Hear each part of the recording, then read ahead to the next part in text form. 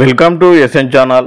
ఆర్టీసీలో driver cum conductor పోస్టులు ఒక్కరే 2 డ్యూటీలు చేసేలా మార్పు. త్వరలో 2000 డ్రైవర్ పోస్టుల భర్తీకి నోటిఫికేషన్. అధికారుల తుది నిర్ణయం తీసుకున్నట్టు సమాచారం.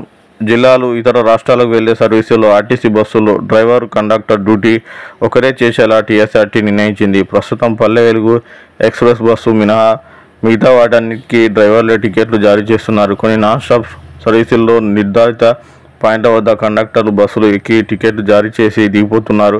ఇక ముందు డ్రైవర్ జాబ్లోకి వచ్చే వ్యక్తి కండక్టర్ డ్యూటీ చేయాల్సి ఉంటుంది. ఇందుకు డ్రైవర్ కమ్ కండక్టర్ పేరుతో పోస్టులు భర్తీ చేసే ఆలోచనలో ఆర్టీసీ ఉంది. దీనిపై తుది నిర్ణయం తీసుకోవాల్సి ఉంది. ప్రస్తుతం ఆర్టీసీ ఆర్థిక కష్టాల్లో ఉంది. సంస్థను బలోపేతం చేసేందుకు టికెటేతర ఆదాయంపై అధికారులు దృష్టి పెట్టారు. ఇప్పటికే లాజిస్టిక్ సర్వీసులు నిర్వహిస్తున్నారు. భవిష్యత్తులో జీతాల భారాన్ని తగ్గించుకోవాలంటే ప్రత్యేకంగా కండక్టర్ రిక్రూట్మెంట్ అవసరం లేదనే అభిప్రాయం కూడా ఉంది.